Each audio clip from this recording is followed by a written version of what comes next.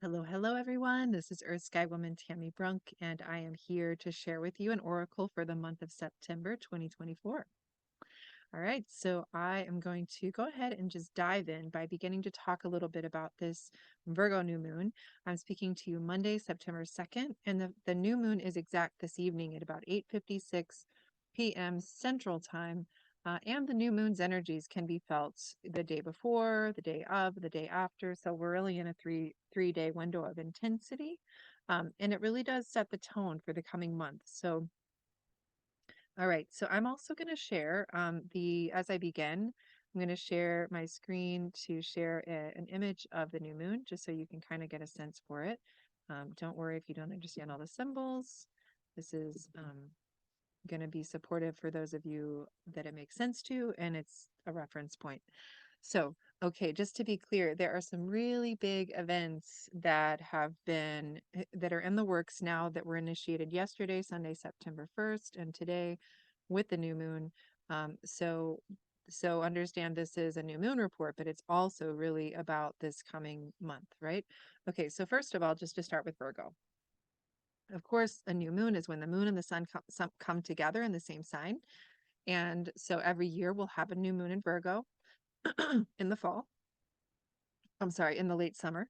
And so it's a time where you really feel it's the seed energies. It's a point for planting the seeds or setting intentions around those themes of that new moon. And so with the Virgo new moon, let's break down Virgo.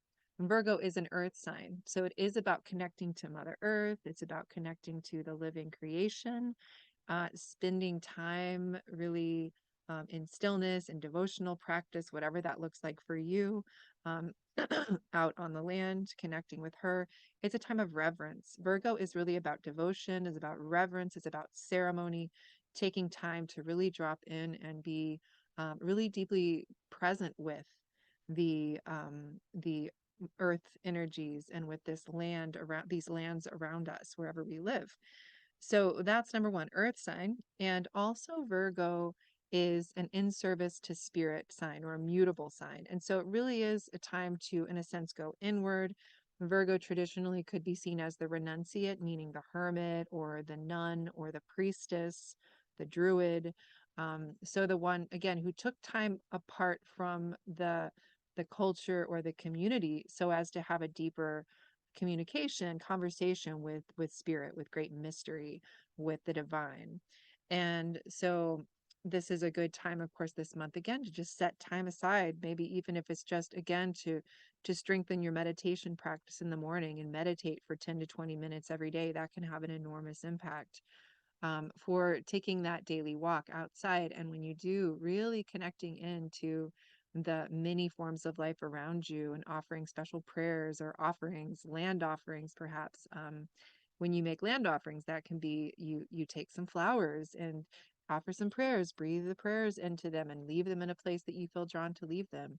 um, it can be a larger despacho ceremony. You can look up despacho, DESPEPACHO, Koya, QOYA, and there's a wonderful description of how to do that from my friend and colleague Rochelle Sheik from her work with the Quero people in Peru. And it's a really beautiful way of saying thank you. So, beautiful time for ceremony, beautiful time to connect to the land and the earth, beautiful time to go inward and really still ourselves so that we can listen. It's a time to listen deeply to the voice of our own soul, to that still small voice, as well as to listen to the land. Virgo is also a sign that you could say is impersonal. When I say impersonal, Virgo is related to that idea of being a renunciate. It's about becoming a hollow bone. And again, getting back to that idea of how can I really deeply listen? How can I, um, for a moment, set aside the personality, the personal dramas, and so that I can be this empty vessel for spirit to pour in, and so that I can serve. Because Virgo also is very much about being in service to something larger than herself. And that might be it might be her physical community, it might be the business that she works for, the corporation or the institution. Because it's in the modern day reality, the Virgo energies are needing to be expressed everywhere, right?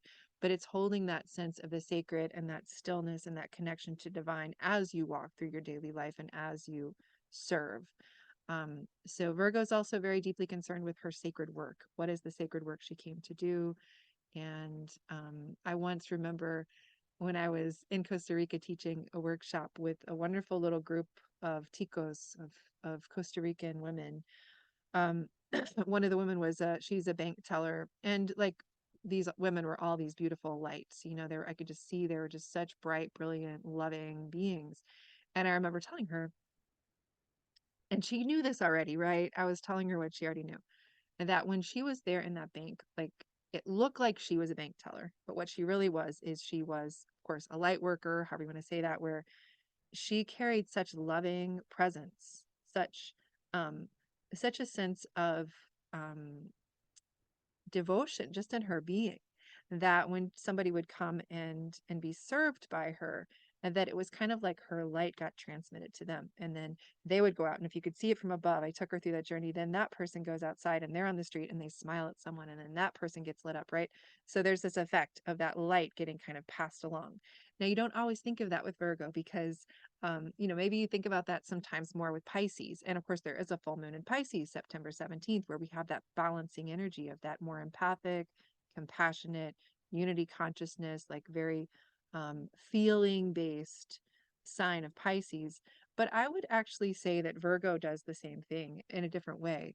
Virgo is so devoted, is so willing to give and share, and do their sacred work wherever they are, often in a very humble way, that they might not be as touchy-feely or as emotive as Pisces, but they care so deeply that they're going to get the details. They're going to be very precise. They're going to be impeccable in the way that they do their work, in the way that they serve, in the way that they show up for the people and the communities and the land that they're a part of.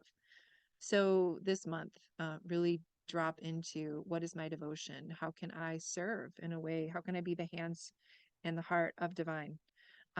So those are some of the principles of Virgo. There's another that might feel a little different than all of that, but it's actually deeply rooted into even the word, the virgin, which can be masculine or feminine, right? So virgin originally meant she or he who is whole unto themselves. So there's this sense of being a person, and the way that I feel and see that is learning to take responsibility for cultivating ourselves, cultivating our connection to earth and sky, cultivating our connection with our own soul and that still small voice, so that when we come to others, we're already full.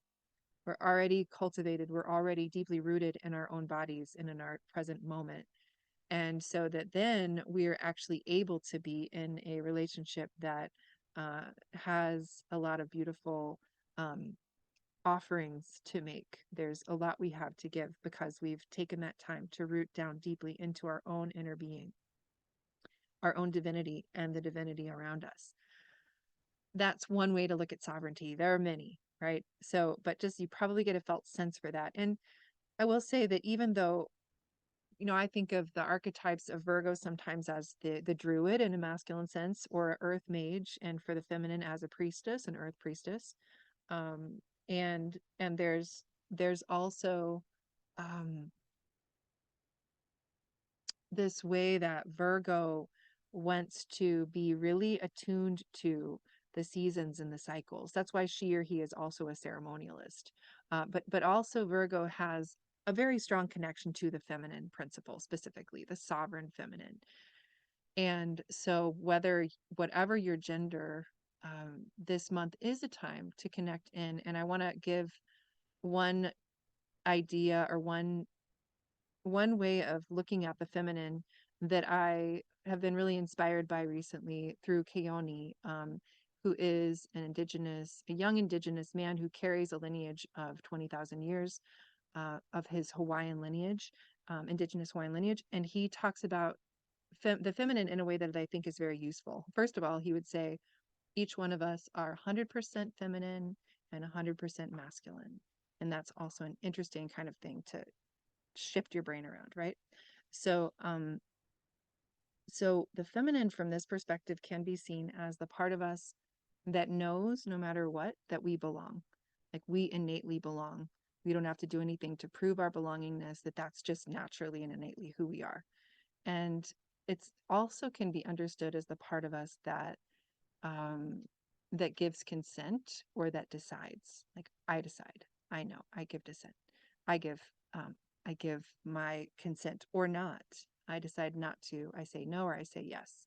So that also can be seen as when we're in our healthy feminine, we, whatever our gender, we understand that it's our responsibility to clearly say yes or no, to learn to make a clear decision, and that it's also our opportunity to do that, that that's a skill set we can learn. It's not something actually that many of us are enculturated to have a hard time with that. um, I would say, although that it is true for many female-bodied people, that it's especially hard to do that in this current reality. But for many of us, in fact. So in any case, those are the Virgo mysteries I wanted to speak into. And so it's the Virgo new moon. It sets the tone for the month. But within that Virgo new moon, we also have some really interesting activations. We have, again, there's a lot of that feminine kind of goddess presence with the asteroids that are here. We have Venus in the sign of Libra. So Venus moved into the sign of Libra a few days ago, and Venus is currently in her evening star phase. So you'll see her in the evening sky, really beautiful, bright after sunset. And she is currently in a Leo cycle that started August 19th of this last year, 2023. And so she, as when, if you work with the Venus Inanna mysteries, as I do, um, you'll understand that we can work with her as the feminine principle, or really as the sacred human who's going through an incarnational process. And so when she's in the evening star sky phase, she's gone through an underworld initiation. So that was when Venus was behind the sun from about April 27th until really late July for most of us. And so that is a mirror for what has been happening for many of us, is that there's been a lot that's going on internally that's been working through. And so now she's in the evening sky, she's visible, and she's kind of reclaiming her strength. And so she was with the moon on August 5th, really not visible for a lot of people, but some of you may have seen that. And that would have represented the root chakra, or because in her journey through the evening sky, the goddess goes through 7 gates when she meets the moon. And each of those represents the 7 chakras from the root to the crown. So this past month was a lot of the root chakra themes of finding our belonging, finding our home, finding our sense of grounding and foundation and survival in the world. So a lot of those themes have been alive. Now, beginning on the 5th of this month, so September 5th, and you can actually see Venus close to the moon Wednesday the 4th and Thursday the 5th after sunset, about half hour to an hour after sunset. Um, so that's activating the sacral chakra. So that's when the goddess is reclaiming her powers. She's finding her connection to a healthy relationship with the sacral chakra. And that, again, whatever your gender, this is active for all of us. So the theme over the next month is also rooted in these questions of sacral chakra themes around sexuality, around our creativity, around our connection to our emotion and our feeling center, and also having to do with um, money, how we value ourselves, how we experience pleasure. All of those themes are very much alive with the sacral chakra. And so look for those themes to be emerging over the coming month. Um, but Libra, Venus is going to be in Libra now for the next few weeks. And if you look at this, it's very interesting. At the new moon, she's also conjunct Black Moon Lilith, and then she's within a degree of the South Node, and that's within 2 degrees of Juno. So we have two very important feminine astrological figures, and the South Node that are with Venus and Libra. So what's that about? Um, First of all, Black Moon Lilith is really does connect into the mythic figure of Lilith, who in the modern context the way we often work with her is that she has to do with parts of ourself that we might have demonized. And again, similar to the sacral chakra theme, it might have to do with our sexuality, our sexual history, um, the parts of ourselves that we don't want to look at in terms of sexual power. Um, and so those themes are very much alive today and over the coming month, because again, this sets an imprint for the month to come. Now, it's interesting that it's also with Juno. So within less than 3 degrees, it's 5 and 8 degrees here, right? And with Juno. So Juno actually has more to do with the energies of marriage and partnership and close love bonds. And she also has to do with money. Again, you hear all these sacral chakra themes. So this is really this new moon tonight and in the weeks to come, there's the invitation for us to really work with um, the shadow as well as the light in the realms of how we partner with, how we connect to money, how we connect to our sexuality.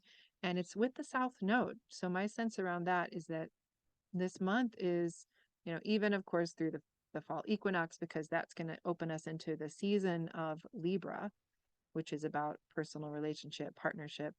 And then we will have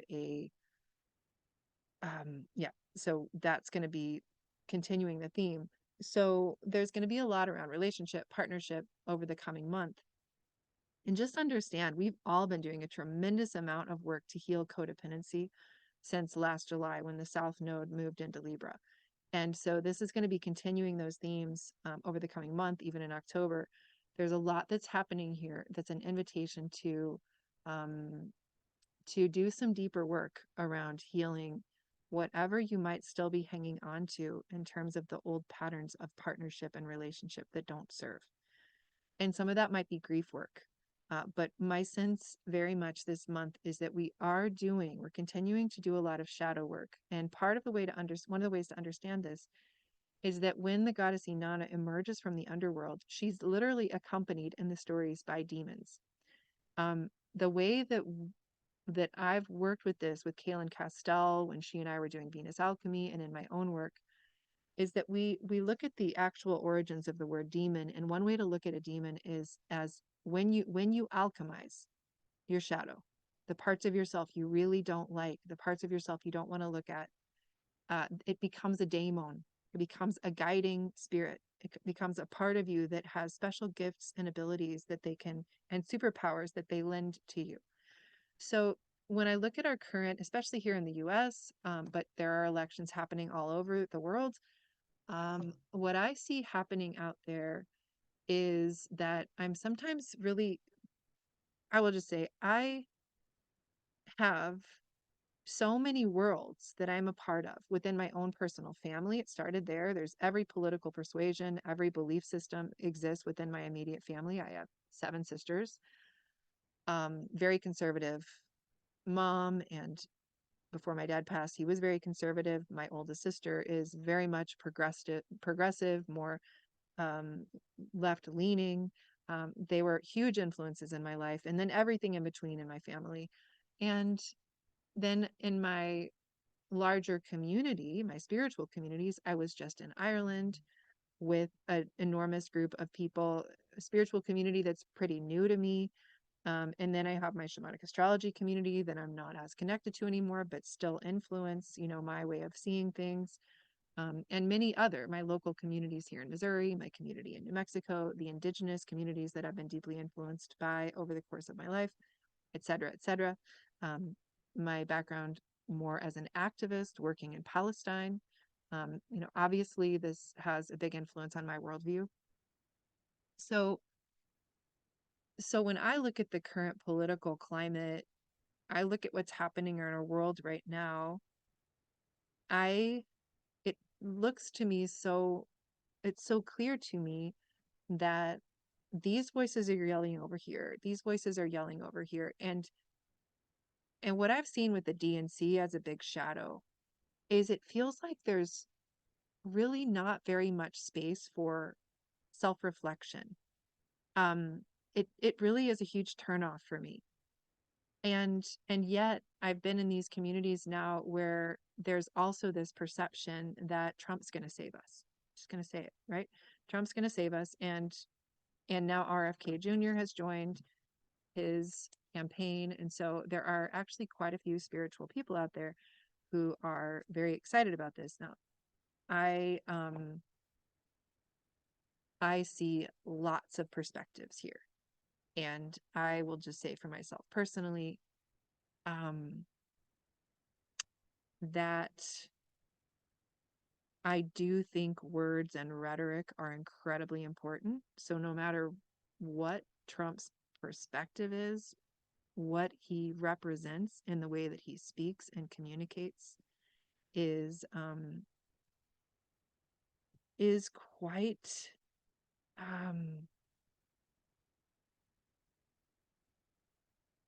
and who he's taken on to be his running mate. It's anti-feminist, absolutely anti-feminist. It's the larger perspective that's a part of that reality is does not take into account and cannot seem to see the wisdom of the deeply rooted movements towards civil rights, towards honoring that we are an immigrant nation. You know, I'm saying all of this because I know I have within you, my readers, my listeners, also many broad perspectives. So um, I I think it's really easy right now. I will say too, with Virgo being the emphasis this month, and then Libra, and then with also um, yeah, with Libra, with Virgo, and with Jupiter in Gemini, it's really easy to just go to the mind and think that the mind can help us sort things out. I personally have been struggling a bit to not get so caught up in observing what's happening in the political landscape. I don't usually do that. I try to take a homeopathic dose, but I notice myself trying to figure everything out. And I do think we need to really apply our intellect as well as our intuition, as well as our hearts. We need to think about this in a wholehearted way and with a lot of gravity in terms of which candidates deliver what. So I do think that spirit works in mysterious ways. I do think that our prayers, the prayers that I delivered with a huge group of beautiful souls in Ireland, that they matter. And at some level, your political opinions, I mean, I understand the broad base of them. Um, you know, people come from all different perspectives, and I really deeply honor that. Um, and so, for example, I what happens inside my system is that I'm in some of these communities and people are really excited because RFK Jr. joined Trump's campaign. And I'm excited because he's now speaking on Tucker Carlson, which I can't even believe my larger community that I actually love and connect to deeply is more progressive. And to even speak that name is just like, holy cow, like that's um, what he represents is anti-immigration, anti-female. JD Vance, you know, like talking about single women taking over the country, like this is real. Like this is, you know, there's misogyny underneath all this rhetoric. That's just real. And yet at the same time, I have a Gemini moon, so I have the capacity to look at things in a lot of layers. And so when I see RFK Jr. speaking about the divinity within nature, um, the layers of my perception there are number one, I'm glad his message is finally getting out because the Democratic Party refused to hear him, refused to entertain his perspective because there is zero tolerance for any criticism of vaccinations, which I think is hugely problematic. So he's been absolutely blocked out. And I'm like so many, I'm absolutely sick of the DNC blocking out Bernie, blocking out RFK Jr. It makes me want to vomit. You know, it's really it's deeply disturbing. And so I think RFK Jr., for all of his faults and his foibles, and I don't know if he's a spoiler. I don't know. I just don't. He when it comes to speaking out for the health and the well-being of the earth and of our human bodies and toxins in the waters and all these things nobody else is talking about, he has a very important message. And when he talks about global warming and he says that this is not the way for us to affect change is by highlighting global warming. And he talks about how quantifying everything is not going to get the public on board and it's not going to be the way to address changes. I understand what he's saying because he's pointing to something very real that our way of engaging people in healing the earth needs to be something that feels practical and doable and gives people hope. And so I listened to an interview he did on Tucker Carlson, and it was powerful. And part of what was powerful about it is that he ended by saying we need to rebuild our soils. So, um, we have to mature ourselves so that we can listen to lots of different perspectives and then tune our bodies to that frequency to say what feels true in my body. Um, and also to look at, to be able to not just focus on our personal intuition. It's a fine line. We can do that. And also to be willing to be very uncomfortable by all the different perspectives and how they live inside our ecosystem. But more and more, this is a Libra perspective, but I don't know the truth. You don't know the truth. They don't know. Nobody knows the truth. We only know it together. And that is what the higher potentials are within a more democratic and actual democratic framework. That's what it's supposed to feel and look like. And that was really deeply inspirational when I was in Ireland. One of the most powerful experiences I had there was to get to learn from Rory Duff, who's been doing ley line work, grid work for many, many years. And one of the things he talked about was how there's so much. I'm going to do another program just on Ireland, right? But part of what he spoke into, anybody who follows me will know I've been talking about this lens through shamanic astrology, through prophecy, through lots of other modalities of the turning of the ages, this moment we live in. We're moving through a big shift. There's a lot of ways to say that. I talked about that in my last video as well. But the way that Rory simplifies it is he would say that we are going through a shift, that we always go through these shifts from more individualistic focus and orientation or separation paradigm into more collective or group consciousness. And we go back and forth between those zones. And that it has to do with the Earth literally moving through the galactic current sheet, which has to do with the fact that our Earth is currently oriented in a particular band of the Milky Way galaxy. And so it has a literal effect, according to the work that Rory's doing, that would suggest that when we go through not just him, others too, when we go through this galactic current sheet, what it does is it makes it so that the Earth's magnetic field is in a sense, you could say, more porous. I hope I'm explaining this right. So that it's more porous so that we literally are receiving energies, cosmic energies, because there are a lot of energies that influence us here on Earth, and that they have an effect of influencing our consciousness.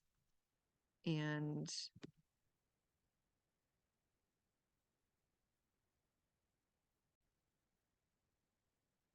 okay, so this idea that we are moving once again into a time of more unity consciousness, right? But and there's so much more of this, but what I want to focus on more is that in this work he's been doing at sacred sites and the nodes where ley lines come together, he's bringing together groups. And what's important with the group is that when they go to these nodes, then they're offering meditation, prayer, certain kinds of spiritual technologies to literally impact that node.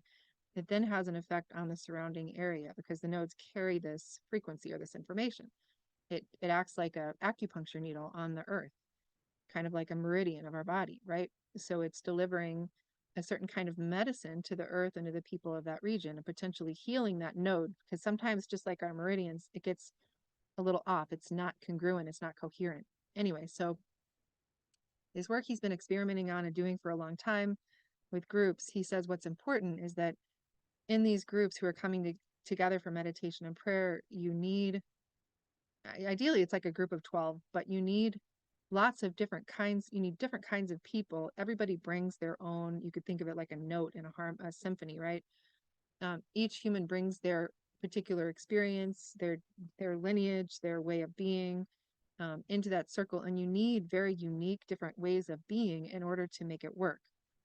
And this sounds like common sense, right? That we should know we need lots of different ways of being human in order to make something work. But we seem to have forgotten that. And so to me, it feels like what we're experiencing right now is because, like it or not, we're being forced to see the places where we live in separation. And so there's just this way of shoot.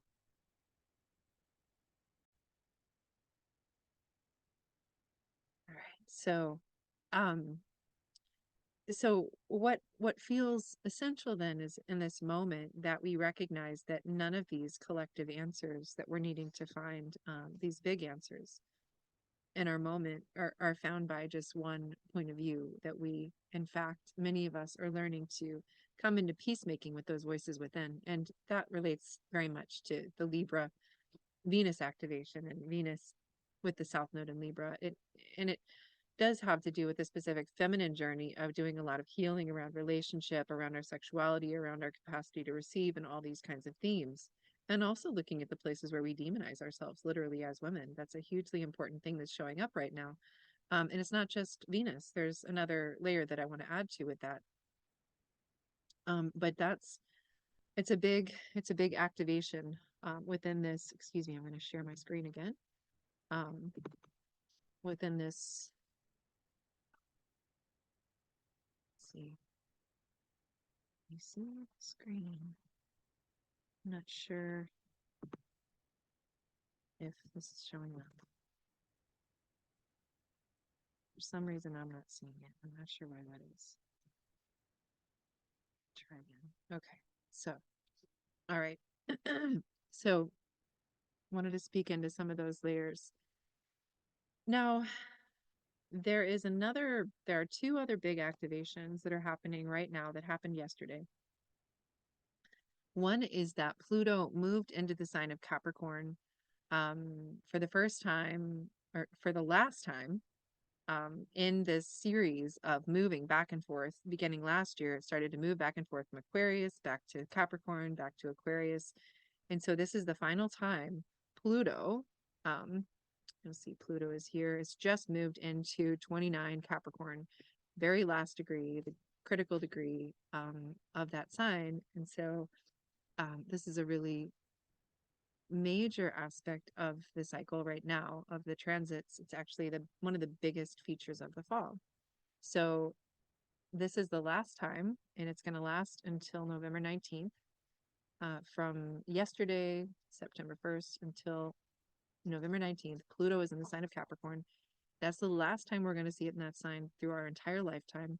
And if you want to understand a little bit more about what Pluto and Capricorn is about, just consider, if you haven't already, that it moved into Capricorn in 2008.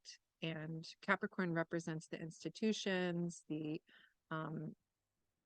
structure, the framework of our modern society. And so basically, Pluto is a force that you could say composts or kind of dismembers or supports in a process of birthing, deathing, and birthing whatever it's moving through. So Pluto has been really, I like to say composting, taking through a death rebirth process all of our institutions, all of our of health, of politics, all of these things. Now, clearly, it's not as if in all of these years everything has been addressed, but we have certainly had to look at the shadow side of these institutions, and they are going through a massive, massive shift and change, and that's going to continue. But what you get at the very latest degrees is, on some level, we can really tap into two aspects of this. One has to do with this very strong top down energy. That's the shadow side of Capricorn.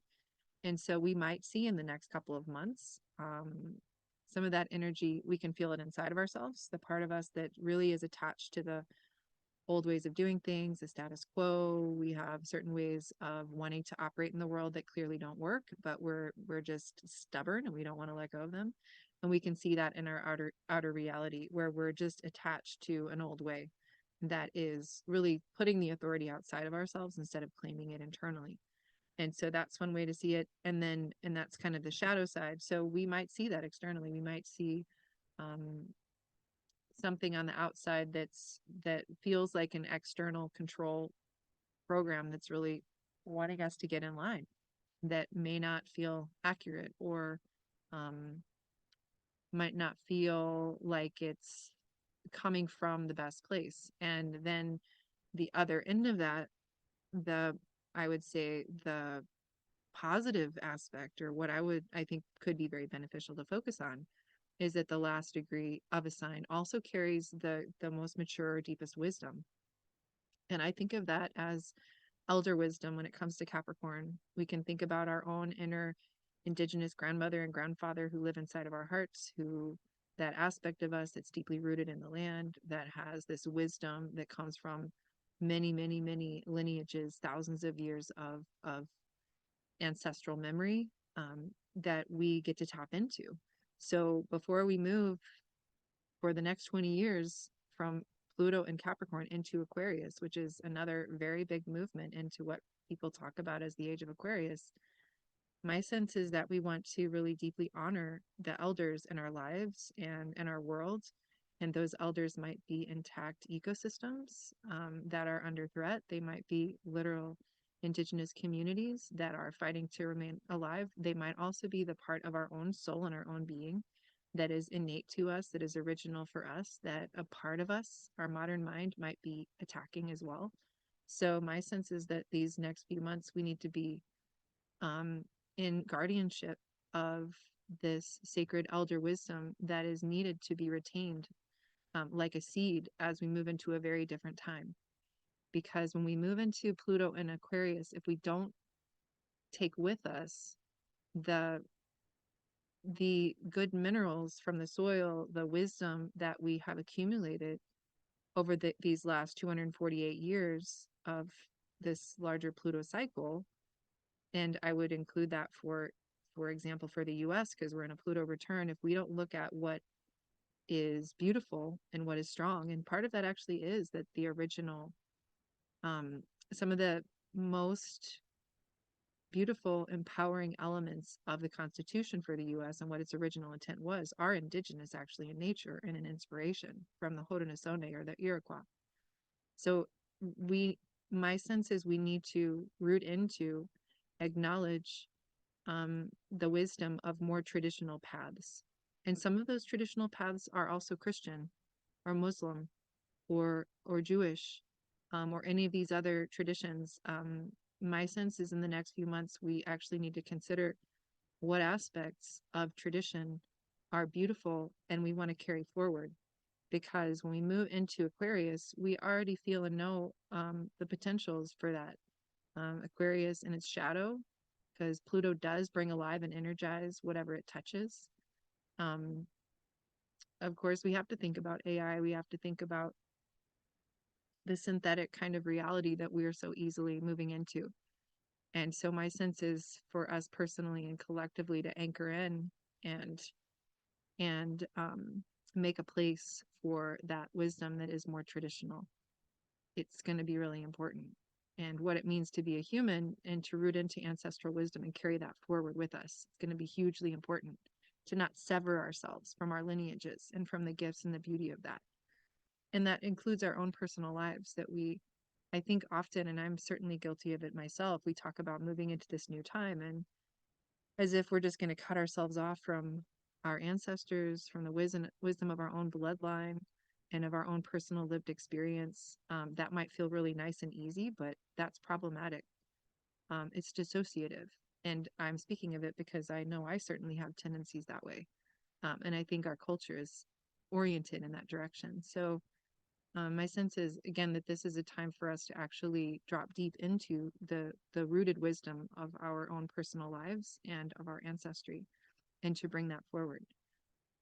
And that has to do with political discourse as well. You know, that has to do with who am I listening to, and um, am I talking to my neighbor? Am I talking to my grandfather, my grandmother, my elders, and even if we have different political opinions, am I curious? Am I talking to my Christian brother-in-law? Am I curious about their perspectives? Am I talking to my Muslim friend? Am I talking to my Jewish friend? Am I talking to, am I getting perspectives from lots of different angles? I don't have to. I think something we get confused about almost is we think we only should spend time with or connect to people who think exactly the same way we do, and that's ridiculous. We actually need to learn how to, I mean, I think all of us have some ideas that are pretty weird and don't make sense to other people. We all have those things, and we all have such different experiences. So anyway, I feel like I'm speaking for Libra Venus right now. Um, but those are some things that have been coming up. So just look for that with Pluto Capricorn. I'll talk more about that next month as well. So the other big activation is we have Uranus stationing retrograde yesterday, September 1st as well. It's going to be continuing to be retrograde for a period of time now, but when it stations, you really feel that planet. So last month was very Uranian. This month continues to be very Uranian, but not quite as dynamic because last month you had Mars with Uranus. So that was kind of an explosive, very fast moving energy. But this coming week, my sense when Uranus stations is that it actually opens us up to kind of a still point, a kind of a quiet place. It creates spaciousness. Again, so that this week to take time for meditation, for prayer, to really listen. I think that Uranus also supports that. Um, and it's about waking up. And I've been really enjoying Nancy Rebecca. She's an intuitive. Been really enjoying a meditation that she shares around dissolving lies and allowing in this higher truth. And it's really helpful when I've been doing it a lot. And it feels like it really is revealing a lot. And that's also the moment we're in, is it's for us to really look at what might be difficult to look at in our own lives and in the world around us. And there are a lot of places where that shows up. So the other thing that's so interesting about Uranus right now, and I don't hear people talk about this enough, but because it's been preparing to station retrograde, and that means it's at its closest to the Earth, so we're feeling it more intently. And Uranus is about liberation, it's about freedom, it's about waking up, it's about higher states of consciousness. It's about it's lightning. I think of Uranus as lightning that's clearing out the neural pathways of our minds. And kind of like clogged arteries, we have clogged neural pathways, right? Um, so Uranus is very active, but it is activating a really important star in the sky, a star that gets a lot of bad press, but my sense is that it's actually one of the most important energies that we collectively are needing to reconcile and alchemize. And that is Algol, what they call the demon star. It's the star in the third eye of Medusa, the head of Medusa that's being held by, what is it, Perseus? So, so if we look at Medusa, it's interesting. I have a friend here in Missouri who does beautiful work with painting, with the goddess, and she has been having so many dreams with Medusa. She's been teaching workshops with Medusa. She's made new paintings with Medusa.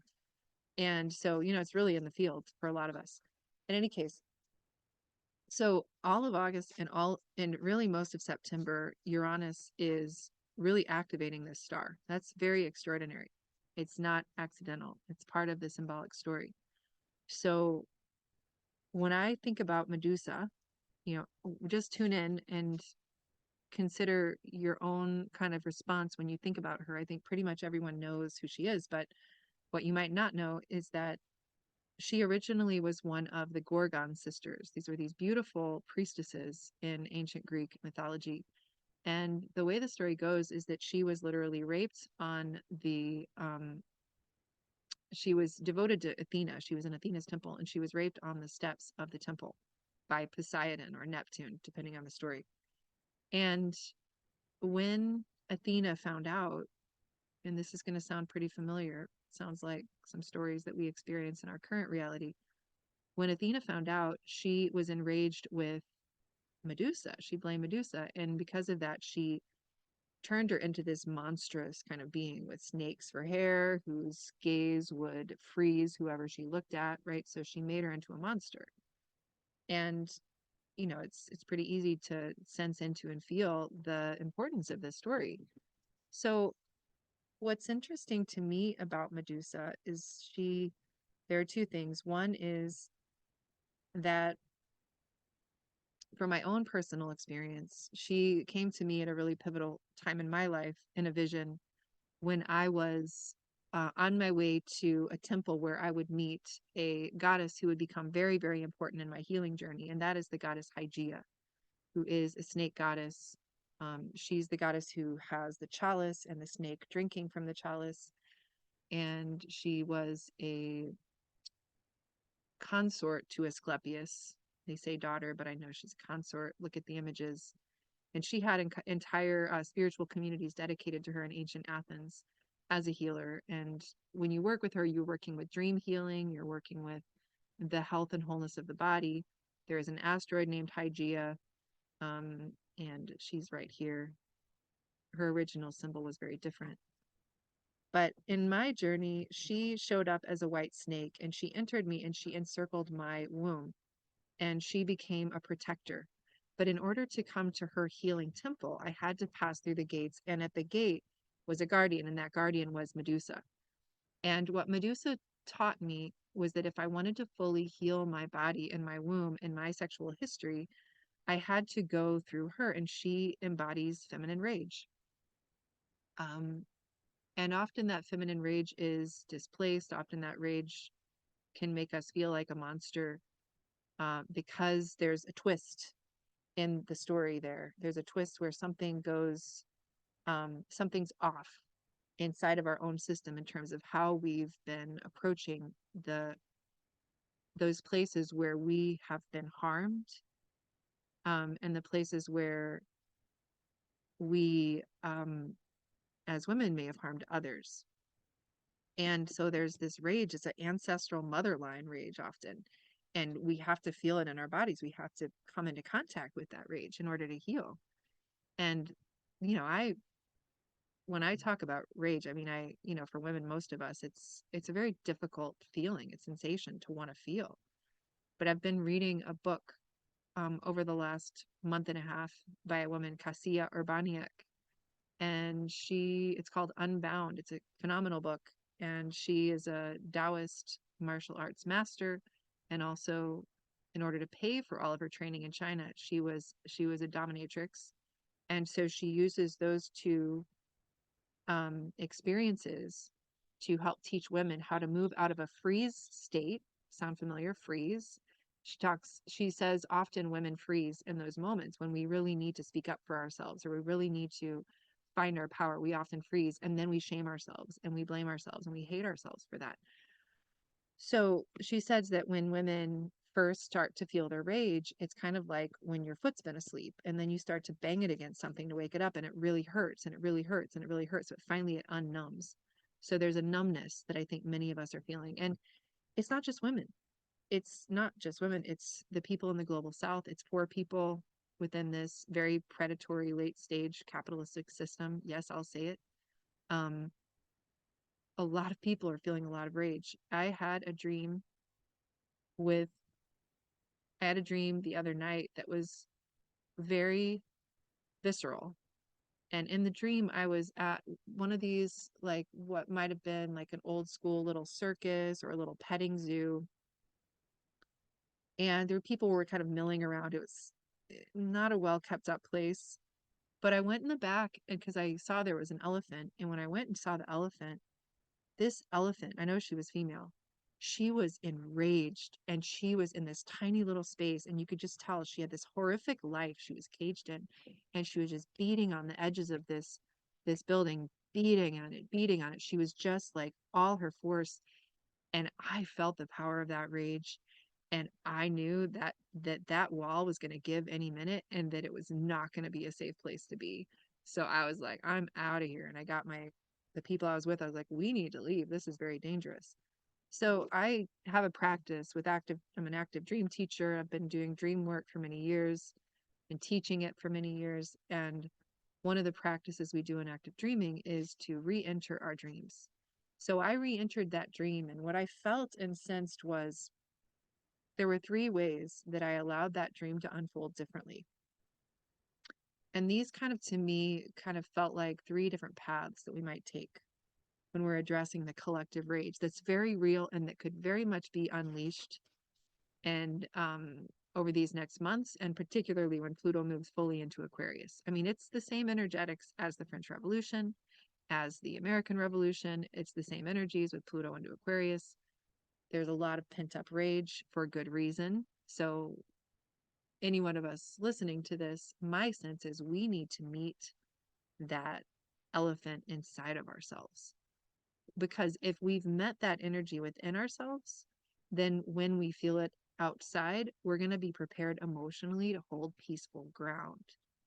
But if we haven't, then it can take us unawares.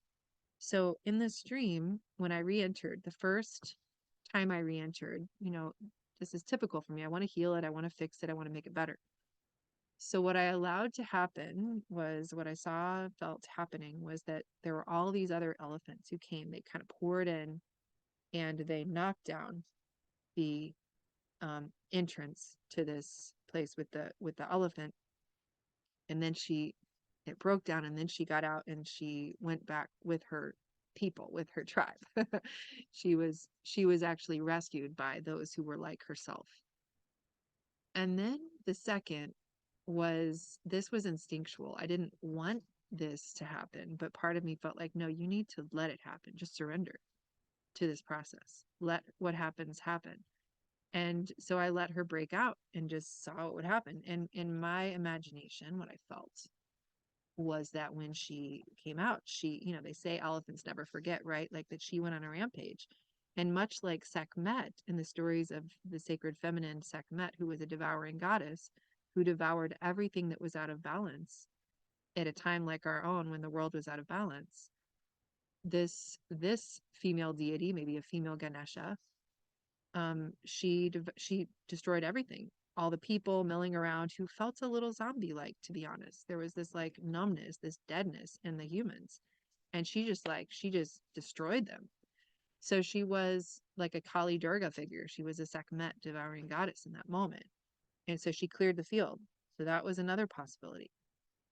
And then the third possibility that I guess for me was the most interesting of what happened, that felt like it really emerged from my heart, and it felt in some sense the most true, but I don't think it could have happened unless I couldn't have seen it unless I felt that other reality, because that was true too, was that I was joined on the outside with my own inner beloved, my shaman, my inner shaman. My Mars is in Scorpio. I have an inner masculine who is magical, who is potent and powerful and immensely creative and knows how to alchemize darkness. This aspect of self, he knew what to do. So together, we started to play these different musical instruments, and we started to call in the energies of the jungle where it was an Asian elephant, where this elephant had been raised and taken from. And I'm getting chills saying it now. So we were making the music and we started calling in the jungle. We started calling in the trees and the plants and all the sacred life of the lands where this elephant had come from. And we invoked the energy of that mother presence of the lands from which this being had come. And so just to go back for a moment, what I realized about this enraged elephant that was a teaching for me was that this elephant was so angry that even if I had wanted to open the door, the elephant was so angry it couldn't have felt my energy because it was so activated. It was so enraged. If there was a being or a person who wanted to free it, it couldn't have sensed that subtle energy of help.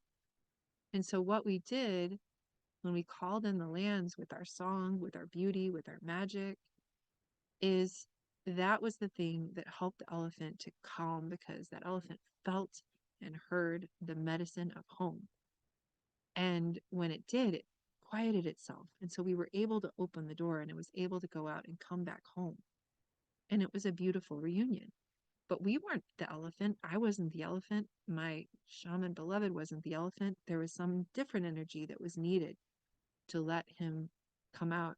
But there were so many teachings in this dream and the reentry of the dream. And one of them was, I've been seeing this, my guides have been showing me this lately, that, so I have a person in my life who I deeply care for and who has a lot of rage that they express. And I have a hard time with it. I don't know how to be with it. And so what I've been asking, because a lot of the spiritual teachers I really love are actually very peaceful. A lot of the people I deeply admire are people who carry a lot of light. Their messages are very loving. And one of the deities I love the most, more and more, is Our Lady, is Mother Mary in her many forms, because she has this inclusive, all-encompassing love. And I don't feel a vibration of rage in her. I don't feel anger. And a lot of my teachers, they're very peaceful. And so I ask myself sometimes, I want my messages also to be peaceful. So what do I do? Where do I need to contact my rage? And why is it that I would encourage others also to move into a zone of coherence and peacefulness? And then I just started to recognize, and my guides were telling me, and what other spiritual teachers have helped me understand, that we do live in a time where we need help from our ancestors. So the deeper root, we need that. And we also need help from higher guides. And these higher guides operate at higher frequencies. So if we want to be able to hear from them, to receive support from them, then we need to be calm enough that we can hear. So if I'm being that raging elephant, I can't access that higher help because I'm not listening. So, I do have that raging elephant inside of me. And so one other thing with Medusa is that my sense has been sometimes that she and Athena are the same being. And so what happens is that Athena, you could say she was raped, right? The steps of the temple. What she does is she splits off and she makes a monster of the part of herself that was so weak that she could have been violated in that way. She makes that being monstrous. And in a sense, there's a frozen aspect. Medusa is the one who freezes whatever she touches. And so there's an alchemy that happens when we can meet our inner Medusa, when we can connect with the ancestral rage and really grieve and really be present with that, which is going to look different for all of us. But there's something that happens. And so when I started to discover this, what I think is fascinating is that we have Pallas Athena. The asteroid Pallas Athena is opposite Uranus in Taurus. And remember, Taurus is with Algol, the demon star, in the forehead, or the third eye of Medusa, the vision of the sacred one who has been distorted, but who carries tremendous wisdom from her path. And so there's some kind of a conversation that's happening. So maybe that's what's happening inside of us. We're having this conversation between Athena, who really is the version of the feminine who has sprung from the head of the masculine. So she is deeply influenced by patriarchy, for good and for ill. She has a lot of skills. It's the part of us that really does know some masculine practices and has taken from the patriarchy a lot of gifts. And she's also the part of us that might see true feminine essence and presence and vulnerability and caring and loving nature or the empath in us as weak, might have a lot of self-loathing for the places where we've been violated and where we've also let ourselves be hijacked because we were compassionate and loving. So something's happening with that. And I don't know what it is, but I feel like that's seeding something for the coming month that's very, very powerful.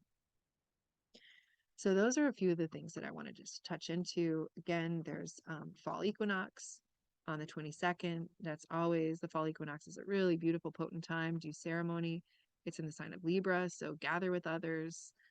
I've talked already so much, but I think, yeah, those feel like the most important elements. I can't guarantee it, but I will try to get on and share something more later about the full moon, because the other event we have this month is on the 17th. We have a partial lunar eclipse in Pisces, and that opens the eclipse window for 2 weeks. So we have a lot this month. We have a lot, without question. So I hope you have a wonderful month, and I hope that this has been engaging and inspiring for you and helpful. And I will see you next month. And actually, also, if you will let me know in the comments if you would like for me to do a special program on Ireland, because there's so much that came through. So if the little bit that I've shared here piques your interest and there's so much more, let me know in the comments, and I'm gonna do my best to offer that.